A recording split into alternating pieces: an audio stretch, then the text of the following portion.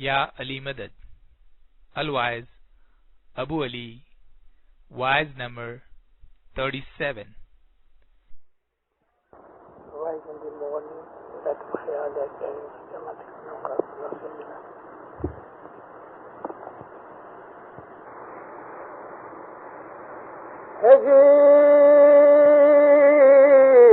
نور ویلا نور پیو آئی کریو من آنند جی پوپ ویڑا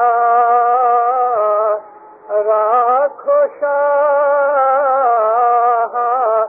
تیرسو سبندگی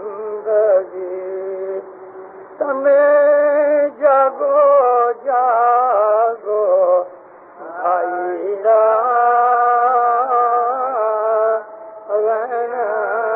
بہانیاں جی کے تمہیں کے تو مومن بھائی جی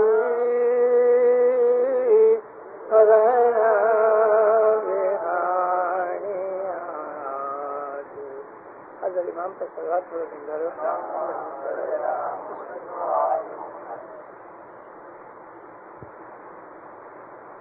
اسلامی دین، اسلام دین، ستپنتھ، یہ صراط المستقیم، یہ وہ راستہ کہ جو نبیوں کا راستہ ہے، یہ وہ طریقہ کہ جو فرشتوں کا طریقہ ہے، وہ ہے خدا کی عبادت کا راستہ.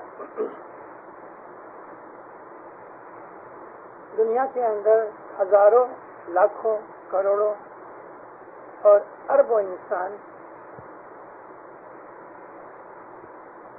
ہر زمانے کے اندر اس زمانے کی ہوا یا پرانے زمانے کی ہوا، سب لوگ ہر روز کھانا کھاتے ہیں. شاید کوئی ایسا کم بخت انسان ہو، میں نے کم بخت اس لیے کہا کہ خدا باندھا ہوا ہے کہ وہ سب کو رزق دے دے، مگر پھر بھی ایسے لوگ بھی ہیں کہ جن کو خدا رزق نہیں دیتا، وہ بھوکے رہتے ہیں، ان کو کھانا نہیں ملتا. ایتھیوپیا کی حالت 3-4 سال پہلے ایسی تھی کہ 6 لاکھ آدمی مر گئے، بھوکے مر گئے. آج بھی دنیا کے اوپر لاکھوں ایسے آدمی ہیں کہ جن کو ایک تک بھی پیٹ بھر کے کھانا نہیں ملتا. آج بھی دنیا کے اندر ایسے آدمی ہیں کہ جو راستے پہ بیٹھ کے یا کھڑے ہو کے بھیک مانگتے ہیں. آج بھی دنیا کے اندر ایسے آدمی ہیں کہ جو خود کو بالکل اکیلا محسوس کرتے ہیں اور سمجھتے ہیں کہ ہمارا کوئی نہیں. دینداروں، کبھی آپ دنیا کا خیال کرو اور اس کے سامنے اپنی حالت دیکھو. اسماعیلی کے دور پہ میں نے پرسوں ہی وائس کے اندر کہا، میں ساری دنیا پھرا ہوں، گھوما ہوں اور گھومتا ہوں. الحمدللہ میں نے آج تک کبھی کسی اسماعیلی کو راستے پہ بھیک مانگتے نہیں دیکھا. میں نے آج تک کبھی نہیں سنا کہ کوئی اسماعیلی بھوک سے مر گیا. میں نے آج تک یہ کبھی نہیں سنا کہ کوئی اسماعیلی ایسا ہے کہ جو یہ سمجھتا ہے کہ دنیا میں میرا کوئی نہیں. ایسا ہمارے اندر نہیں ہے. جماعت بیٹھی ہے، مولا بیٹھا ہے، اور اگر کوئی دکھ میں تکلیف میں آ گیا تو ہماری جماعت کے اندر ایسی ایسی سنستھائیں، انسٹیٹیوٹس ہیں کہ جو اس کی مدد کرتے ہیں. اس امام کی چھتر چھایا کے نیچے دنیاوی حالت کے اندر ہم دنیا کے کروڑوں انسانوں سے اچھے اور بہتر ہیں. اگر ہم اپنی پاپولیشن کا خیال کریں، 22-23 ملین ہماری پاپولیشن جو ہے، تو ہماری پاپولیشن 0.5% کی نہیں ہے دنیا کے اندر، 5% بھی نہیں ہے. 2.25 کروڑ آدمی اسماعیلیوں کے 5-5.5 بلین انسانوں کے اندر کچھ بھی نہیں. آٹے میں نمک بھی شاید زیادہ ہو گئے، ہماری حالت ایسی ہے. لیکن دنیا کے اندر ہمارا دبدبہ ہے، دنیا کے اندر ہمارا نام ہے، دنیا کے اندر ہماری عزت ہے. ہمارے دشمن بھی بہت ہیں، لیکن ہمارے جو دشمن ہیں وہ اس لیے دشمن ہیں کہ انہیں ہم سے حسد ہے. ہم نے ان کا کچھ نہیں بگاڑا، لیکن ہمیں وہ دیکھ کے جلتے ہیں. ہماری اچھائیاں دیکھ کے ان کے دل میں جلن پیدا ہوتی ہے. اور بعض ایسے لوگ ہیں کہ ہمیں دیکھ کے وہ لوگ سبق لیتے ہیں، ہماری نقل کرتے ہیں. میں نے یہ باتیں اس لیے کہی کہ ہم اسماعیلیوں کو یہ احساس ہونا چاہیے، فیلنگ ہونی چاہیے کہ خدا کے کتنے شکر گزار ہیں کہ اس نے ہمارے اوپر وہ مہربانیاں کی ہیں کہ جو عام طور پہ لوگوں میں نہیں ہے. تو کیا ہم خدا کا شکر ادا نہ کریں؟ جس مولا نے ہمارے اوپر دینی دنیاوی اتنی مہربانیاں کی ہیں، کیا ہم اس کا شکرانہ ادا نہ کریں؟ حضرت رسول اکرم صلی اللہ علیہ وآلہ وسلم شام کی، جس کو ہم مغرب کہتے ہیں، نماز پڑھ کے تھوڑی دیر بیٹھتے تھے مسجد میں، پھر گھر چلے آتے تھے. اور نبی جب مدینے میں رہتے تھے تو مسجد کے رائٹ سائڈ کے اوپر، مسجد میں انٹر ہو تو رائٹ سائڈ کے اوپر نبی کے مکان تھے. 9 حجرے تھے، حجرہ کہتے ہیں کمرے کو، اور ہر ایک کمرے کے اندر آپ کی ایک بیوی تھی. ایٹ اے ٹائم نبی کے حضور میں 9 بیویاں رہیں. اور 9 بیویاں اس لیے رہیں کہ حضرت رسول اکرم نے جب اپنی نبوت کا اظہار کیا تو اس کے پہلے عربوں کی حالت یہ تھی کہ ایک قبیلہ دوسرے قبیلے سے لڑتا رہتا تھا، اور یہ لڑائیاں نسل بہ نسل سینکڑوں سال سے چلی آتی تھی.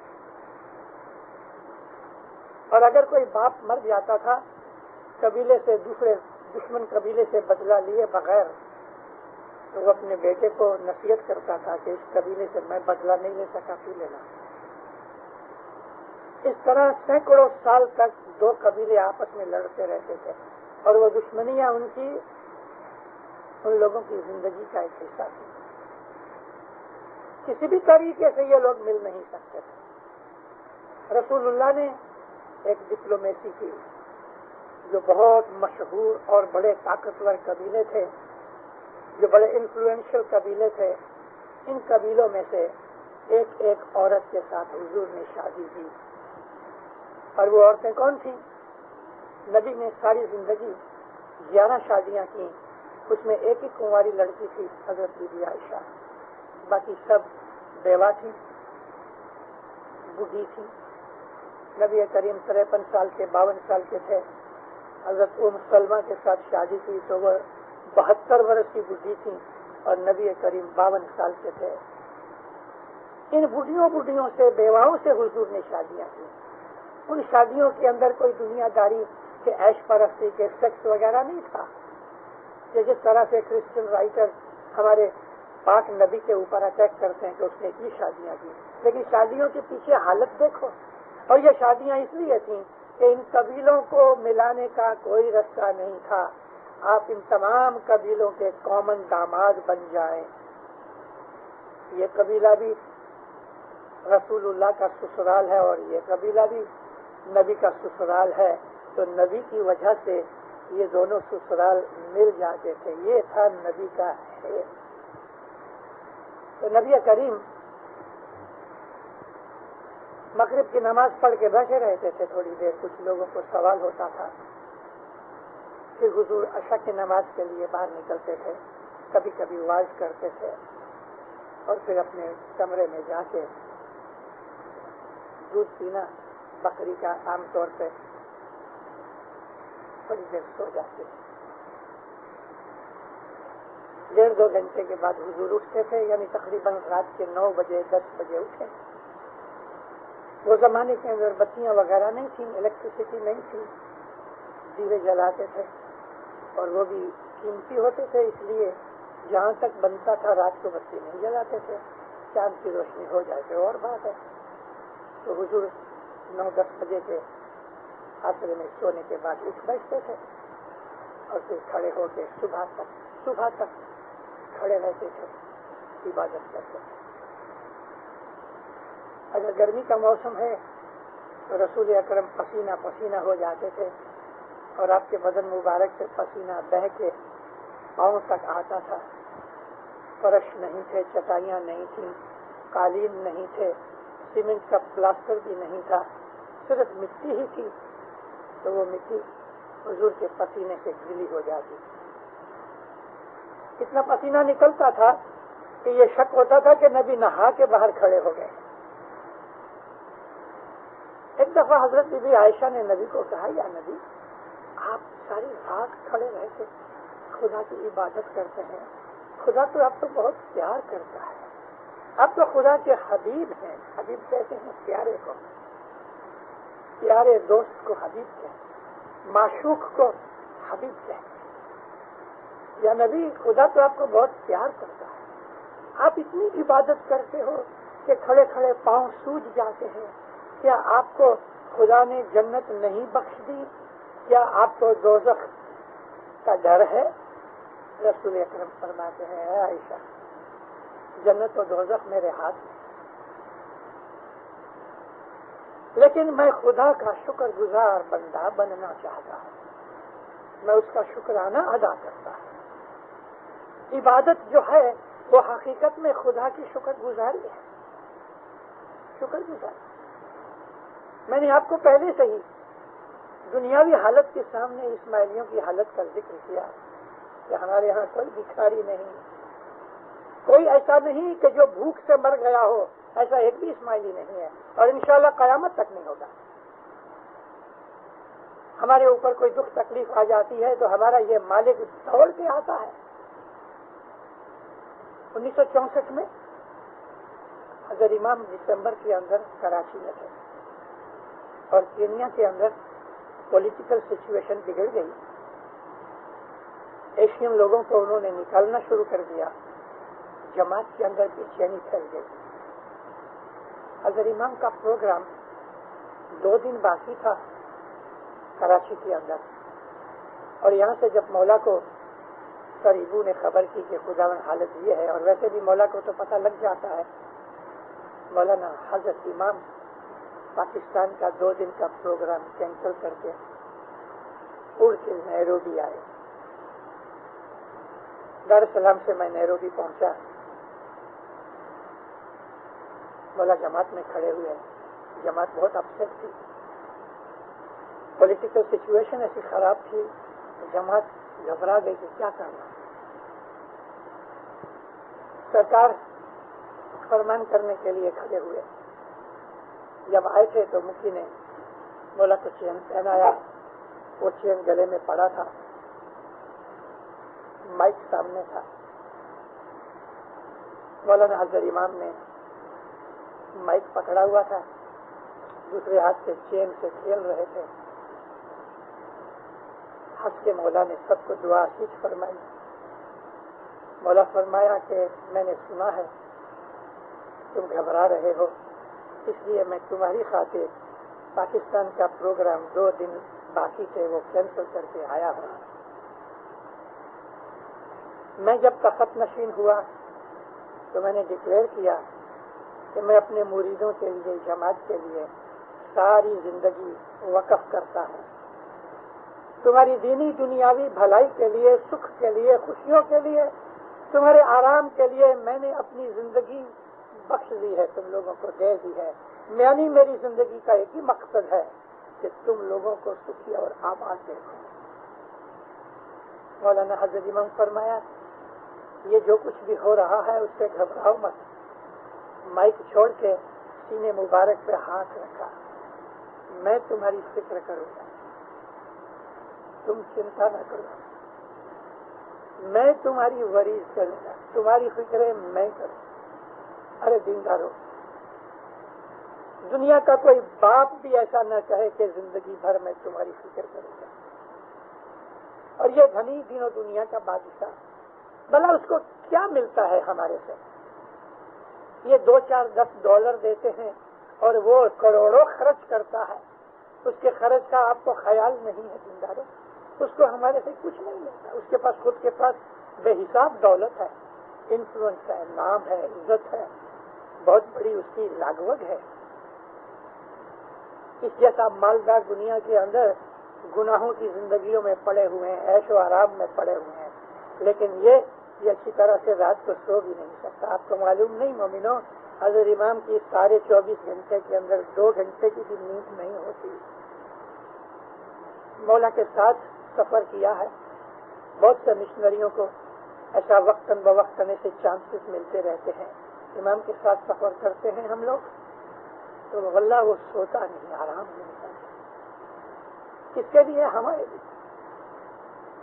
مولانا اگر امام فرماتے ہیں تو فکر نہیں کروں.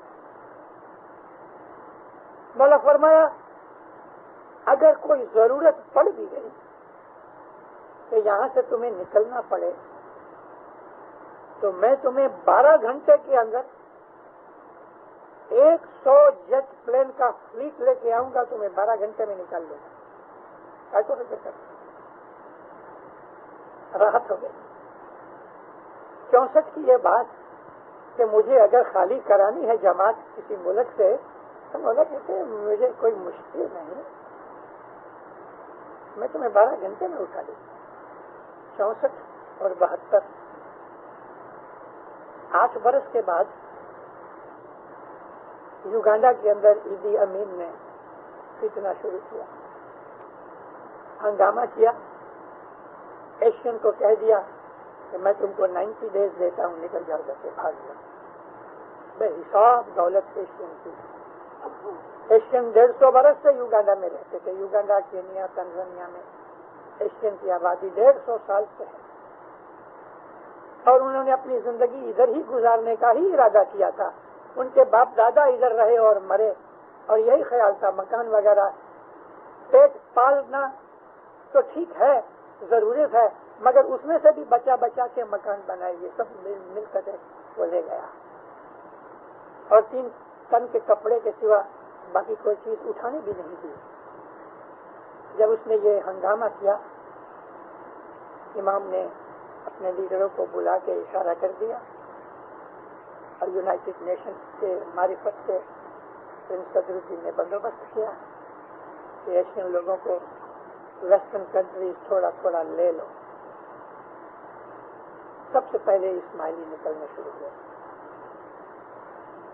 ایدی امین کو پتہ لگا، اس نے اپنے لیڈروں کو کہا کہ بھئی تم کہیں کو بھاگتے ہو، یہ تو میں نے دوسروں کے لیے کہا ہے. لیکن مولا جانتے تھے کہ یہ آدمی جو ہے وہ ریلائبل نہیں ہے. آخر جو اسماعیلی سے نکلتے رہے، خیر قوم کے لوگ بھی نکلتے رہے.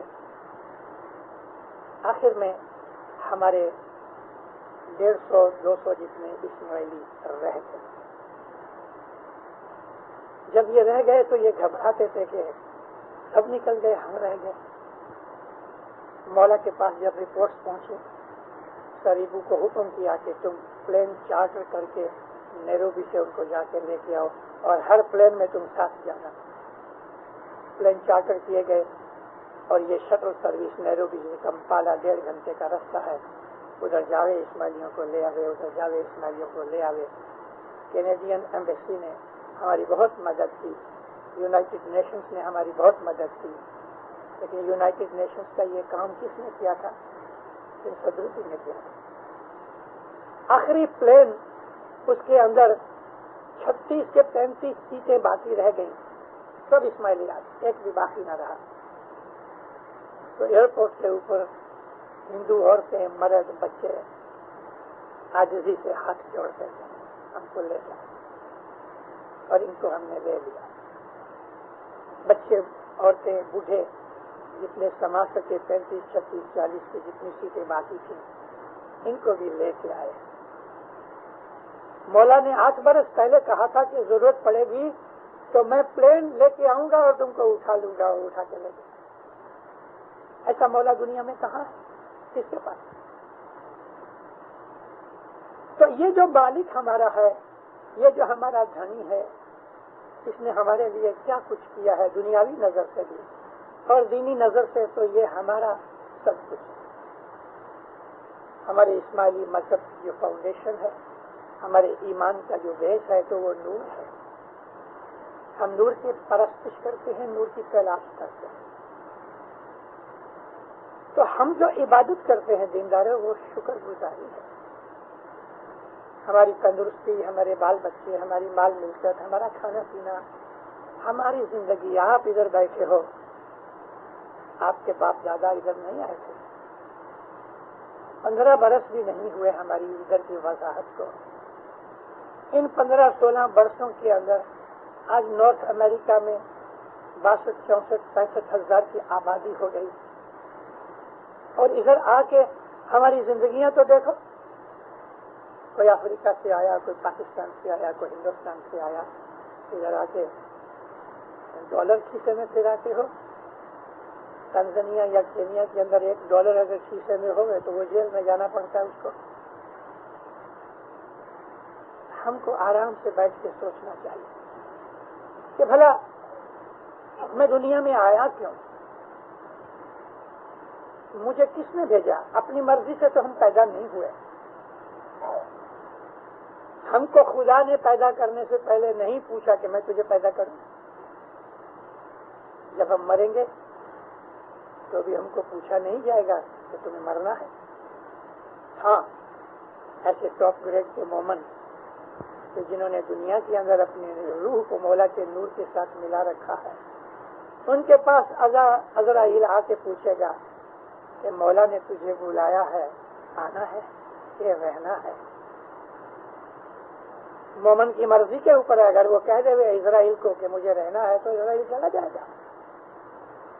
لیکن ایسے درجے کے مومن کو کہ جو انتظار کر کے بیٹھا ہوا کہ میرا مولا مجھ کو بلاوے، تو جب اس کو بلاوا آتا ہے تو اتنا خوش ہوتا ہے۔ حضرت امام فرمایا سلطان محمد شاہ، موت کا دن مومن کے لیے عید کا دن ہے، کیونکہ اس دن معشوق کی ملاقات ہوتی ہے۔ وہ تو فوراً تیار ہوتا ہے، وہ پہلے سے تیاری ہوتا ہے۔ لیکن پھر بھی اگر کسی مومن کو ایسی مرضی ہو جائے کہ نہیں مجھے دنیا میں تھوڑا رہنا ہے، تو اسرائیل کی طاقت نہیں کہ اس کو پکڑ سکے۔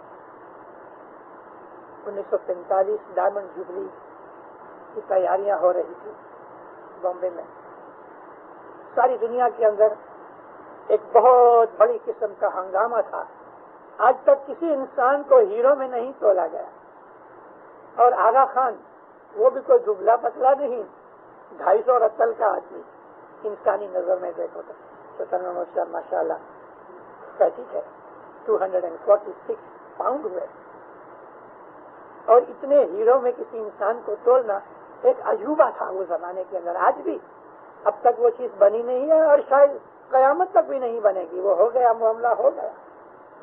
جماعت کے عشق و محبت نے ایسا کر دیا، تو اس وقت تیاریاں ہو رہی تھی۔ ایک قسم کا جوش تھا دلوں کے اندر۔ اس درمیان دسمبر کا مہینہ مولانا سلطان محمد شاہ ادھر ہی تھے، اور جنوری کے اندر پھر مولا جنوری 45 میں مولا چلے گئے، واپس آئے۔ جنوری 46 کے اندر مولا چلے گئے باہر ہندوستان کی مسافری کے اوپر، اور پھر سارے ہندوستان کی مسافری کر کے بامبے واپس آئے۔ ہمارا ایک بہت بڑا مولانا حضرت امام کے گھر کا غلام عاشق، اور ہمارا ایک فیمس آدمی جس کو ہم کیپٹن لکھپتی کے طور پہ یاد کرتے ہیں، میجر ہو گیا تھا، میجر لکھپتی، شاعر تھا، کوی تھا، عبد تخلص کرتا تھا، اور عموماً ہم اس کو عبد ہی بلاتے تھے۔ اس کی خدمت کا کسی دن ذکر کروں گا، یاد آتا ہے کبھی کبھی، دل بھر آتا ہے۔ بہت میٹھا شخص تھا، روب والا آدمی تھا، اور اس کے اندر بہت سمان تھا، یعنی اسماعیلی مذہب کا اس کو بہت گرو تھا، پراؤڈ تھا۔ اس کا نام تھا عبداللہ جعفر۔ لکھپتی اس لیے کہ کچھ میں ایک جگہ کا نام ہے، چھوٹا گاؤں ہے، اس کا نام ہے لکھپت، وہاں کی اس کی پیدائش تھی تو لکھپتی مشہور ہو گیا. نام عبداللہ جعفر تھا. بیمار ہوا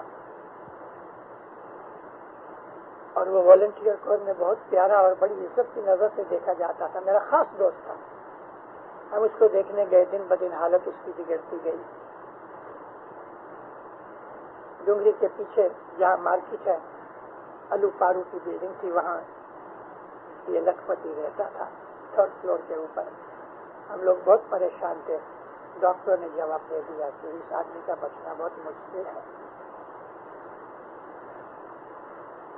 شاید رات کا، آدھی رات کے بعد کا 1 بجا ہوئے کہ 12:30، مگر آدھی رات ہو چکی تھی. یہ بالکل بے ہوش پڑا تھا. سب کے لوگ جتنے دیر بیٹھے تھے ان کے منہ اترے ہوئے تھے کہ کس گھڑی اس کی موت ہو جائے. اپنی کویتا کے اندر وہ کہا کرتا تھا کہ کبھی مجھ کو موت آ جائے تو میں اس کو کہوں گا کہ جا، چلے جا، چلے جا، مجھے تو شاہ زمان کی ڈائمنڈ جبلی دیکھنی ہے، پھر جاؤں گا. اب ہوا حقیقت میں ایسا ہی. آدھی رات کے بعد بے ہوشی اس کے اندر اس نے بولنا شروع کیا. آنکھیں بند ہے، کہہ رہا ہے، طاقت نہیں تھی زیادہ بولنے کی، آہستہ آہستہ بولتا تھا. تو کہتا ہے جاؤ جاؤ، وہ عبداللہ جعفر نیچے والا میں نہیں. تو لوگ اس کی یہ جو زبان سمجھے نہیں کہ کیا کہہ رہا ہے، وہ سمجھے کہ یوں ہی بکتا ہے. اب کیا ہوا کہ 2nd فلور کے اوپر کے 1st فلور پہ، یہ 3rd فلور پہ رہتا تھا، مگر نیچے کسی فلور کے اوپر ایک اور شخص تھا، اس کا نام بھی عبداللہ جعفر تھا، مگر وہ لکھپتی نہیں تھا، عبداللہ جعفر. اب یہ بالکل بے ہوش ہے، سارا دن بے ہوش رہا، کوما میں آ گیا، لیکن اس کوما کے اندر وہ بول رہا تھا جاؤ جاؤ نیچے. وہ نیچے، عبداللہ جعفر نیچے، میں نہیں، میں تو ڈائمنڈ جبلی دیکھ کے آؤں گا. 1 ہی منٹ گزرا کہ نیچے سے رونے پیٹنے کی آواز آنے لگی، کیونکہ ایک عبداللہ جعفر نیچے بھی بیمار تھا اور وہ اسناشری تھا. وہ گزر گیا. اسرائیل آیا اس کے پاس، اس نے کہہ دیا جاؤ عبداللہ جعفر نیچے والا میں نہیں، مجھے نہیں آنا، مجھے شاہ زمان کی ڈائمنڈ جبلی دیکھنی ہے. مومن کو یہ طاقت ہوتی ہے کہ اگر وہ چاہے تو اسرائیل کو کہہ دے وے مجھے نہیں آنا. اس کے سوا ہر ایک انسان کو اپنی موت کے اوپر کوئی بھی حق نہیں یا طاقت نہیں روکنے کی. ہم جب مر جائیں گے تو ہم کو پوچھا نہیں جائے گا کہ تمہیں مرنا ہے، وہ تو آئے گا اور پکڑ کے لے جائے. لیکن اس ٹاپ گریڈ کے مومنوں کے لیے وہ آ کے سامنے کھڑا رہتا ہے. بلکہ ایسے بھی مومن ہیں کہ جن کو اسرائیل لینے کے لیے نہیں آتا، خود دھنی مولانا حضرت امام آتا ہے اس کے پاس اور اس کو لے جاتے ہیں. یہ مذہب نورانی مذہب ہے. اسماعیلی سچپن صراط المستقیم حقیقتی رستہ ہے. اس میں چلنے کے لیے ہم کو زندگی میں سادھو بننا چاہیے. سادھو یہ نہیں کہ وہ دنیا چھوڑ کے، بال بچوں کو چھوڑ کے جنگل میں جا کے رہتے ہیں، پھل پھول کھاتے ہیں. یہ سادھو پنا نہیں. سادھو پنا یہ ہے کہ آپ مرسیڈیز گاڑی میں بیٹھے ہیں لیکن آپ کے دل کے اندر فقیری ہے. آپ کے پاس لاکھوں کروڑوں دولت ہے لیکن دل کے اندر فقیری ہے. آوے تو روزی نہیں تو روزہ. پیسے کی بڑائی نہیں، تندرستی کی بڑائی نہیں، عزت کی بڑائی نہیں، دولت کی بڑائی نہیں، کسی طرح کی بڑائی نہیں، کیونکہ وہ مومن جانتا ہے کہ یہ سب مال ملکت اس مالک کی ہے، میں تو صرف اس کا نوکر غلام ہوں. حلیمی، نرمی، ہم جس کو ہیوملٹی کہتے ہیں، ہمبلنس جو ہے، پولائٹنس ہے، کائنڈنس ہے، جینٹلنس ہے، نرم طبیعت، میٹھی زبان، کوئی طرح کی عقل انسو نہیں، غرور نہیں، تکبر نہیں، روڈنس نہیں. یہ مومن کی نشانیاں ہیں. ہماری زندگی جو ہے وہ ایک فقیر کی طرح ہے. ہم دنیا کماتے ہیں لیکن ہم لیکن ہمارا دل دنیا کی کوئی چیز کے اوپر نہیں. مومن دنیا میں اس طرح سے رہتا ہے کہ جیسے امام سلطان محمد شاہ صلی اللہ علیہ فرماتے ہیں کہ مرغابی پانی میں رہتی ہے. انگلش میں مرغابی کو سی گل کہتے ہیں. سمندر آپ کے سامنے ہے.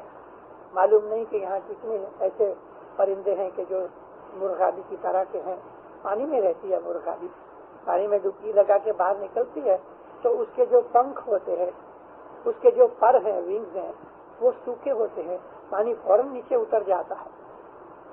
مولا فرماتے ہیں کہ مومن دنیا میں مرغابی کی طرح رہتا ہے دنیا میں, لیکن گیلا نہیں ہوتا ہے. یعنی دنیا کی چیزیں جو ہیں اس کے دل کا قبضہ نہیں کرتی. ایک فقیر اپنے دوست کی دکان پہ گیا. وہ دوست جو تھا وہ حلوائی تھا, مٹھائی بیچتا تھا. یہ دونوں بچپن کے دوست تھے.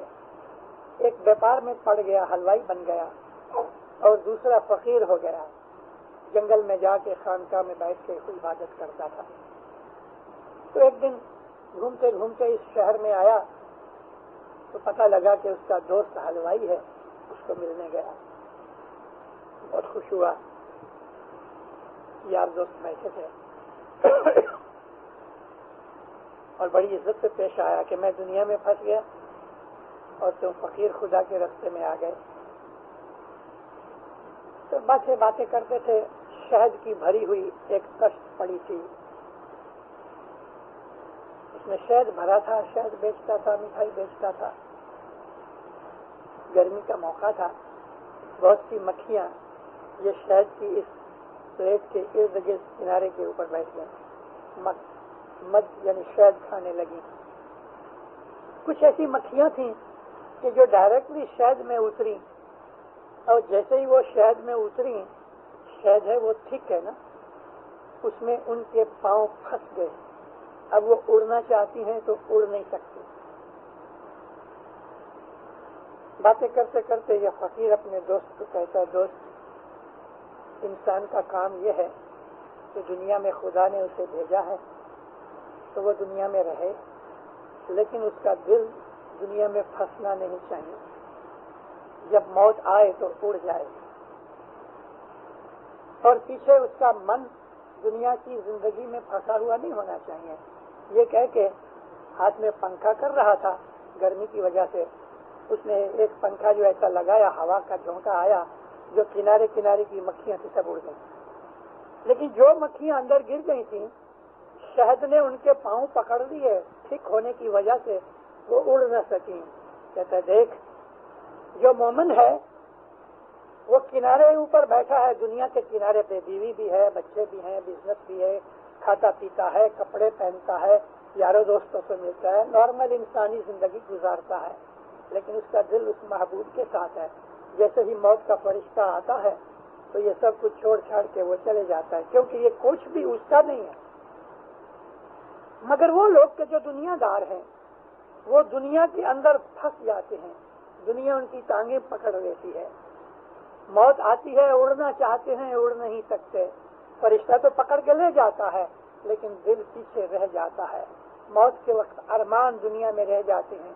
عورت کو دیکھتا ہے, بچوں کو دیکھتا ہے, مال ملکت یاد آتی ہے.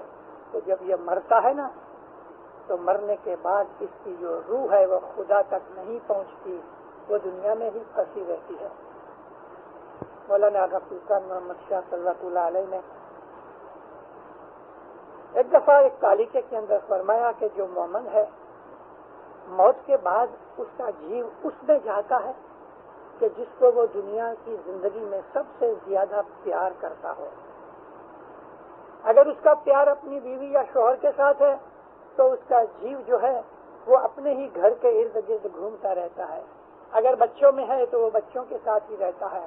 اگر دولت میں ہے تو وہ دولت میں پھنسا ہوتا ہے. ہندو لوگ کہتے ہیں, ہم مانتے نہیں ہیں اس بات کو, کہ جو پیسے کے بہت پجاری ہوتے ہیں مرنے کے بعد سانپ بن جاتے ہیں اور وہ خزانے کے اوپر بیٹھے ہوتے ہیں. مگر اس چیز کے اندر ہم مانتے نہیں ہیں, مگر اس میں ایک سینس ہے. سینس یہ ہے کہ پیسے میں جیو رہ گیا تو وہ پیسے کے اوپر پھر بیٹھا رہتا ہے سانپ بن کے. تو جس آدمی کا دل موت کے وقت دنیا کی جس سب چیز سے پیار کرنے والی جو اس کو چیز ہوتی ہے اس میں پھنس جاتا ہے. تو مولانا سلطان محمد شاہ فرماتے ہیں مومن ہمیشہ امام سے زیادہ کسی کو نہیں چاہتا. یہی ہمارا زندگی کا ایم ہے. امام ہماری منزل ہے. اللہ کے پاک ناموں میں ایک نام ہے المنزل. خدا کے جو ایٹریبیوٹس ہیں آپ کبھی وہ پڑھو تو اس کے اندر بہت بڑی سینس ہے. المنزل یعنی خدا ہماری منزل ہے, خدا ہمارا ایم ہے, خدا ہمارا مقصد ہے. ہم کو اس کی طرف جانا ہے, وہاں پہنچنا ہے, خدا کے نور تک ہمیں پہنچنا. اسماعیلی مذہب ہے, یہ میں نے آپ کو عرض کی اور بہت دفعہ ہمیشہ میں وہ بازوں میں کہتا رہتا ہوں کہ اسماعیلی مذہب یہ نبیوں کا مذہب ہے, یہ فرشتوں کا رستہ ہے. پیروں کی ہمارے اوپر رحمت ہوئی, انہوں نے ہمیں یہ مذہب دکھایا اور اپنی عبادت بندگی کا حصہ ہم کو دیا, اپنی نیکیوں کا ثواب ہم کو بانٹ دیا. پھر حسن کبیر دین نے 40 لاکھ برس کی اپنی بندگی جماعت کو دے دی. اب خیال کرو گے 40 لاکھ برس کی, بھلا پھر حسن کبیر دین کی عمر کتنی, تو 111 برس کی. 40 لاکھ برس کی بندگی کہاں سے ہوئی؟ مگر یہ جو پیر ہے نا, یہ نبوت کا نور ہے. 4 جگ کے اندر پھر حسن کبیر دین کا نور پیری جومی اور نبوت کے اندر رہا. یہ وہی نور ہے کہ جو محمد مصطفیٰ کا نور ہے. اور ہر زمانے کے اندر رسول اکرم فرماتے تھے کہ میں ہر زمانے کے اندر ہر نبی کے ساتھ تھا, ہر نبی میں میرا ہی نور تھا. تو پھر حسن کبیر دین نے 4 برس 4 جگ کی, جو تقریباً 40 لاکھ برس ہوتے ہیں, یہ بندگی جو تھی وہ جماعت کو دے دی. اور اس بندگی کی وجہ سے یہ ہمارے اوپر امام کی رحمتیں ہوتی ہیں. بھگت کالا روڑا تھے, بڑے عابد تھے, بہت عابد تھے. شاید ایک آج بزرگ ہے, انہوں نے دیکھا ہو 1933 سے 34 میں گزر گئے. کالا روڑا اتنے عابد تھے کہ امام سلطان محمد شاہ نے اس کی بندگی سٹاپ کرائی. تو حکم کیا کہ بندگی بند کرو. کیوں؟ اتنی بندگی تیری اکٹھی ہو گئی ہے, ایسا نہ ہوئے کہ تو مغرور ہو جاوے. تو بندگی اس مولا نے اس کی بندگی بند کروا. ایک دفعہ کالا روڑا کو مولا کہتے ہیں بھگت تیری بندگی بہت اکٹھی ہوئی ہے, خداوند تو اگر قبول کرتا ہے تو میری خوش نصیبی ہے, فرمایا اپنی بندگی جماعت کو دے دے. آمین خداوند, میری جو کچھ بھی بندگی تیرے دربار میں مقبول ہے میں جماعت کو دیتا ہوں. مولا کہتے ہیں میں نے قبول کیا. اے کالا روڑا اب تیرے پاس کچھ نہیں رہا. کہتے مولا میرے پاس بہت کچھ ہے, مگر تو نے تو ساری بندگی دے دی. ہاں خداوند میں نے جماعت کو بندگی دے دی, تو وہ بندگی دینے کا ثواب مجھے ملے گا کہ نہیں؟ ماں باپ فرمایا وہ ثواب اتنا ہوگا کہ تیری بندگی سے زیادہ بڑھ جائے گا.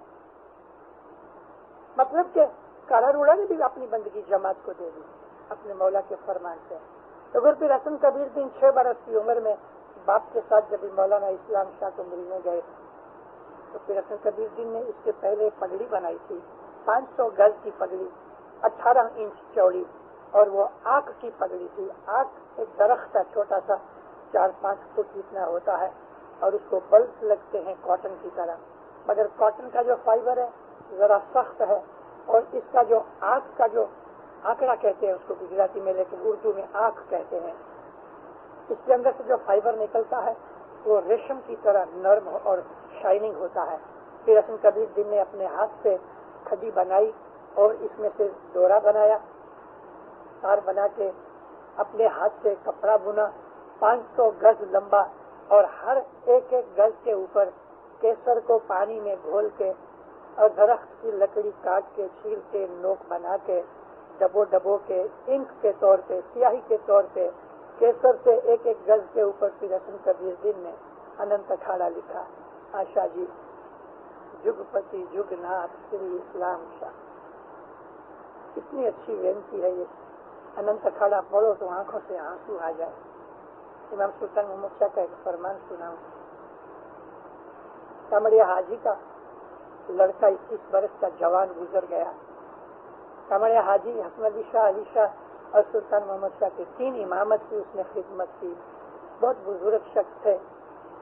تو کمڑیا حاجی کی 21 برس کا لڑکا گزر گیا اور اس کی جو بیوی تھی اپنے بیٹے کے غم میں بہت سخت غمگین رہتی تھی, ہر وقت روتی رہتی تھی. تو مولا نے حاجی کمڑیا کو کہا اپنی زن کو بولو, عورت کو بولو کہ اننت اکھاڑا پڑھو, اس سے دل شانت ہو جاتا ہے, غم دور ہو جاتا ہے. پھر ماں باپ نے ایسا بھی کہا کہ اگر کوئی غم آوے, اگر کوئی مشکل مصیبت آوے تو تم اننت اکھاڑا پڑھو گے تو انشاءاللہ تمہارا غم دور ہو جائے گا. 500 پاٹھ ہیں, آدمی روز 15-16 پاٹھ پڑھے, 40 دن پڑھتا رہے اور ہر روز 15-16 پاٹھ پڑھنے کے بعد تسبیح نکالے پیر شاہ کی پیر اپن کبیر دن کے نام سے, اور 40 دن کے اندر یہ 17 پورا کرو, یعنی 500 پاٹھ پورے کرو تو انشاءاللہ بڑے سے بڑی مصیبت بھی دور ہو جاتی ہے. تو گر پیر اپن کبیر دن نے اننت اکھاڑا لکھا. یہ پگڑی لے کے مولا کے پاس گئے. مولا نے اپنے سر سے اپنی ٹوپی اتار کے رکھی. پھر اپن کبیر دن پگڑی باندھی, اتنی بڑی بنی 500 گز. پھر امام نے پھر حسن کبیر دن کو نزدیک بلایا اور اپنے سر سے پگڑی اتار کے اس کے سر پہ پہنا دی کہ میں تیرے کو اننت کروڑ کا مالک بناتا ہوں, ور بن دیتا ہوں. ور یعنی پرومس کہ تم اننت کروڑ جیووں کو تارے گا, تیری شفاعت سے اننت کروڑ جیو بخشے جائیں گے. جو ہاتھ جوڑ کے کہتے ہیں گرپی صدر دن کھڑے ہیں ساتھ, یا مولا کلجگ کا وقت, وہ زمانہ ستجگ کا, تریتا اور دوآپر کا چلا گیا اور یہ 7000 برس کلجگ کے بھی نکل گئے. اب تو یہ فوتار ویلا ہے, اس کے اندر تو مومن کوئی رہا نہیں, ایمان تو رہا نہیں لوگوں میں. یعنی ایسی حالت ہو گئی ہے کہ مکھن نکل گیا, باقی جو چھاچ رہ گئی وہ بھی دھوپ لگنے سے کھٹی ہو گئی ہے. اور تب تو مجھے کہتا ہے اس میں سے مکھن نکال, تو مکھن ڈال تو نکالوں گا, مکھن کا نکال. تب مولا نے کہا کہ اپنی جو بندگی ہے تیری وہ جماعت کو دے دے, اور اپنی 40 لاکھ برس کی بندگی 4 جگ کی گرپی صدر دین نے جماعت کو دے دی. اس بندگی میں ہم حصے دار ہیں, قیامت تک یہ سلسلہ جاری رہے گا. اس بندگی کی وجہ سے کہ جو پیر حسن کبیر دین نے دی ہے وہ کریڈٹ ہماری بینک میں ہے کہ ہم چیک لکھتے ہیں تو وہ قبول ہوتا ہے. ہم کو لون نہیں ملتی, ہمارا تو کچھ ہے ہی نہیں, کنگال ہیں, کوئی ملکت نہیں کہ ہم مورگیج رکھ کے بینک میں سے پیسے لے لیں. لیکن پیر حسن کبیر دین نے کہہ دیا میں اس کا ذمہ دار ہوں, تم پیسے اس کو دو. یعنی میرا آپ کو ایگزامپل دی ہے, ہماری دعائیں, ہماری بندگیاں, یہ امام کا دیدار, یہ جماعت خانہ, یہ مذہب, یہ دین, یہ روحانیت, یہ کس کی وجہ سے ہے؟ گر پیر حسن کبیر دین کی وجہ سے. اس نے ہمارے اوپر ہاتھ رکھا, ہمارا ہاتھ پکڑا. ہم تو بہت خوش نصیب ہیں, یہ امام کا دیدار ہوتا ہے. مومنوں, ابھی حاضر امام فرمان کر کے گئے 7 مہینے پہلے تنزانیہ میں, کہ چین سے, رشیا سے, افغانستان سے آستے آستے وہ میرے مرید سے جو گئے 1000 سال سے ادھر پڑے ہیں, باہر نہیں نکل سکتے تھے, اب انشاءاللہ وہ بھی باہر نکلیں گے. جب آئیں گے ان کو پوچھو, 1000 سال ہوا یہ جو ہمارے اسماعیلی بھائی ہیں چائنا, رشیا وغیرہ میں, 1000 سال سے انہوں نے کسی بھی امام کا کبھی دیدار نہیں کیا, کبھی نہیں.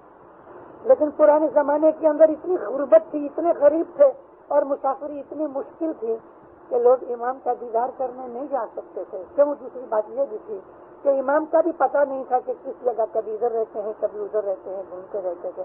1000 سال کے اندر آپ وچار کرو کہ 20 برس کی ایک نسل ہوتی ہے, ایک جنریشن 20 برس کی ہوتی ہے. 100 برس کے اندر 5 جنریشن نکلتی ہیں. 1000 برس سے 1000 برس کے اندر کتنی نسلیں ہوں گے؟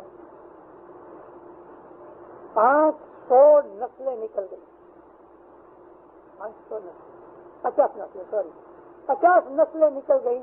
انہوں نے امام کا دیدار کبھی نہیں کیا, مگر پھر بھی اپنے مذہب کے اوپر اتنے مضبوط رہے کہ ان تمام دکھوں, تکلیفوں, دشمنوں کے اندر رہ کے بھی, کہ جہاں ان کی جان کا خطرہ رہتا تھا, ذرا سا بھی منہ سے نکل گیا کہ یہ اسماعیلی ہے یا امامت کو ماننے والا ہے, تو بال بچوں سمیت اس کو مار ڈالا جاتا تھا.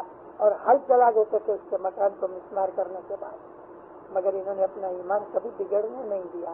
اور ہم کو دنیا میں ذرا تکلیف آتی ہے, مکی کمریا سے ذرا جھگڑا ہو گیا یا کاؤنسل سے کچھ بات نہیں بنی تو ہم جماعت خانہ چھوڑ دیتے ہیں, اور جماعت خانہ چھوڑ دیتے ہیں, آہستہ آہستہ بے ایمان بن جاتے ہیں, مذہب چھوڑ دیتے ہیں.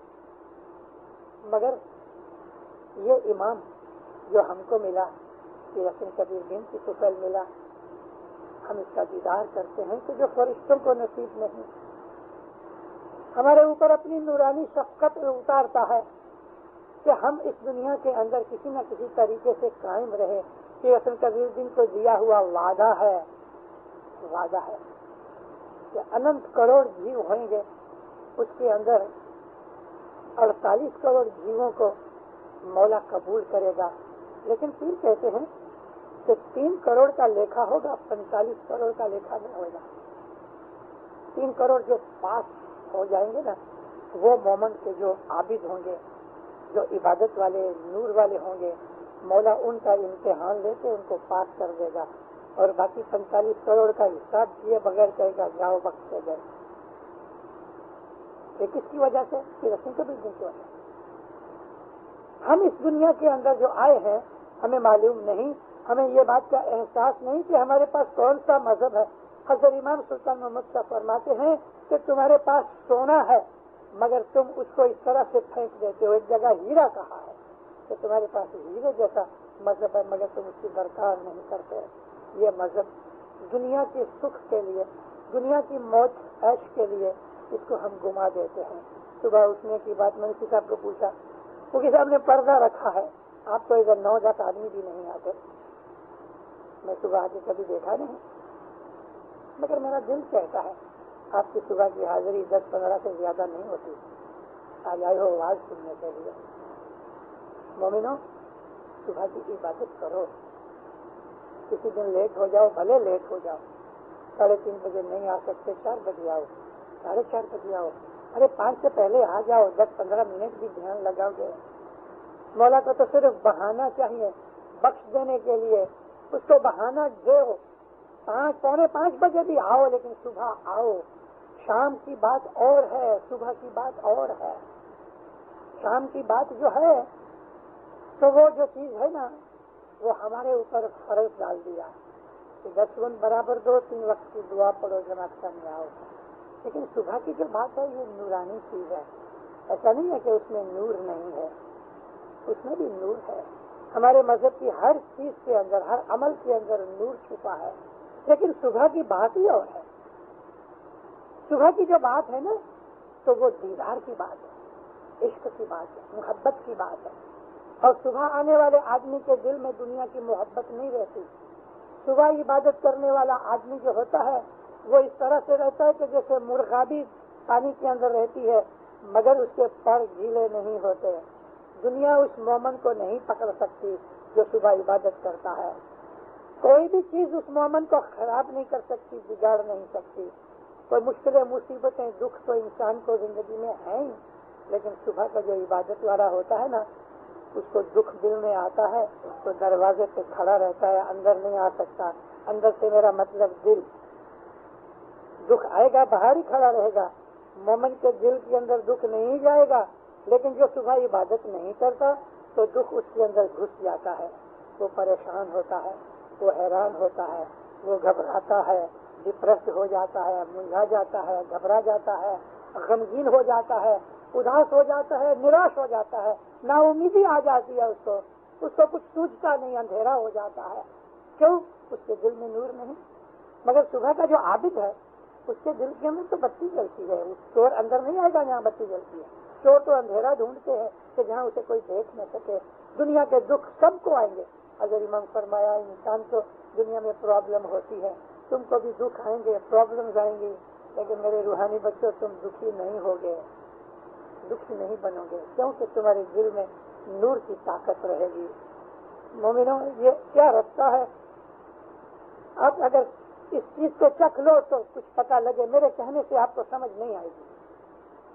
پیروں نے بھی بہت کہا, مگر پیروں نے ایک بات کہی کہ میں نے اس مذہب کو, اس امام کو سمجھ لیا ہے، پہچان لیا ہے، اور تم بھی اس کو سمجھ کے پہچان لو. میرے اچھے میٹھے شبد ہے. پھر کہتے ہیں ہمیں اوڑکھی میں سریویا چھوا جی، میں نے مولا کو پہچان کے پھر میں نے اس کی عبادت کی. ہمیں اوڑکھی نے سریویا چھوا جی، تمہیں اوڑکھی نے سریو جو جی، تم بھی اس کی پہچان کر کے اس کی عبادت کرو. اولا نگرانے ناویلا جی، مگر جو نگرے ہیں، انگریٹفل ہیں، ان کو شرم نہیں آتی. وہ اسماعیلی مذہب میں پیدا ہوا، اس کو یہ واضح فرمان جنان سننے کے باوجود بھی کبھی امام کی محبت اور عبادت کا شوق پیدا نہ ہوا تو وہ نگرا ہے، انگریٹفل ہے. اگر امام کا شکرانہ ادا بھی نہیں کرتا. عبادت حقیقت میں کیا ہے؟ خدا کو ہماری عبادت کی پرواہ نہیں، مگر عبادت جو ہے نا وہ شکر گزاری ہے. نبی کہتے ہیں اے عائشہ، جنت دوزخ تو میرے قبضے میں ہے، مگر میں خدا کا شکر گزار بندہ بنتا ہوں. یہ شکر گزاری ہے. نیند چھوڑ کے ہم اٹھ کے کہتے ہیں مولا میرے اوپر تو نے مہربانیاں کی، مجھ کو کھانا پینا، کپڑا لتا، تندرستی، بیوی بچے، مال دولت، تم نے مجھے سب کچھ دیا، بہت شکر گزار ہوں تیرا. یہ عبادت میں شامل ہے. پھر حسن کبیر دین، پھر صدر دین، پھر شمت وغیرہ، ان سب کے گنان پڑھا کرو. مومنوں گنان پڑھا کرو. میرے پاس بہت سے لوگ آتے رہتے ہیں، ملتے رہتے ہیں. اس کو بولو پنکتی دے چلا نہ بیٹا، اس کے مدخانے کے اندر کبھی لمبے پاؤں نہیں کرنا. یہ امام حاضر امام ادھر دربار ہے اس کا. ایک عورت میرے پاس آئی، باپو جی میں بہت دکھی ہوں. میں نے کہا کیا ہے بیٹا، تکلیف کیا ہے؟ اس کو ڈپریشن کی، جو دل مجھاتا ہے. میں نے اس کو بولا گنان بولا کر، راگ سے گنان بولا کر. یہ جو سائیکولوجسٹ اور سائیکیٹرسٹ ہیں یہ لوگ مانتے ہیں کہ سنگنگ کرنے سے انسان کا غم دور ہوتا ہے، نروس ٹینشن دور ہوتی ہے، ہائی پریشر ہوئے تو وہ گھٹ جاتا ہے، نارمل ہو جاتا ہے. سنگنگ جو ہے وہ انسان کے نروس سسٹم کو سوتنگ کر دیتی ہے. اس کو میں نے کہا کہ تم دوائیاں بہت کھاتی تھی. میں نے کہا گنان بولا کرو، کچھ بھی کام کاج کرتے رہو، گنان بولتے رہو، ٹھیک ہو گئی. ہم جو جماعت خانے کے اندر گنان بولتے ہیں اس کے اندر ساتھ بولا کرو، راگ کے ساتھ آہستے آہستے ساری جماعت بولو. آپ اپنی تصویریں نکالتی ہیں بھلے نکالو، لیکن گنان ساتھ بولو گے آپ کو بہت راحت ملے گی. گنان بولنے سے انسان کا دل ٹھنڈا ہوتا ہے، ایٹماسفیئر بدلتا ہے. گنان کے اندر نور چھپا ہے، پیروں کا کلام ہے. تو گنان بولنے سے ارد گرد کوئی خراب روح ہوگا نا، ایول اسپرٹ جس کو بولتے ہیں، یہ بد روحانیاں جو نزدیک ہوگی تو گنان کے بولنے سے ایٹماسفیئر میں جو وائبریشن ہوگی اس کی وجہ سے وہ بد روحیں بھاگ جائیں گی. مولانا حضرت امام اگلے منہ میں رہتے ہیں، تو اگلے منہ میں آپ جیسے ہی مین گیٹ سے اندر جاؤ تو تقریباً 50 فٹ یا 60 فٹ ہوئے گا. وہاں ایک بورڈ لگا ہے، بورڈ پہ لکھا ہے جماعت، اور نیچے ایرو ہے کہ لیفٹ سائڈ میں جماعت ہے. مگر لیفٹ سائڈ میں کیا ہے؟ مولانا حضرت امام کے رہنے کا مکان ہے. سیکریٹریٹ جو ہے وہ تھوڑی دور ہے، جہاں مولا کا خود کا رہنے کا مکان ہے. اس مکان کے نیچے بہت بڑا ہال ہے جہاں کبھی کبھی حضرت امام مہمانوں کو انٹرٹین کرتے ہیں. بازو میں ایک مولا کی خود کی آفس ہے، پرسنل آفس. اس آفس میں مولا بہت کم بیٹھتے ہیں، سوا کہ جماعتی کام کاج ہوتا ہے تبھی بیٹھتے ہیں. لیکن اس آفس میں مولا جب بھی آتے ہیں تو کونے کے اندر ایک ٹیبل کے اوپر ایک ٹیپ ریکارڈر پڑا ہے. مولا انٹر ہوتے ہیں، انگلی دبا کے اس کو چلاتے ہیں. کیا ہوتا ہے؟ گنان بولے جاتے ہیں.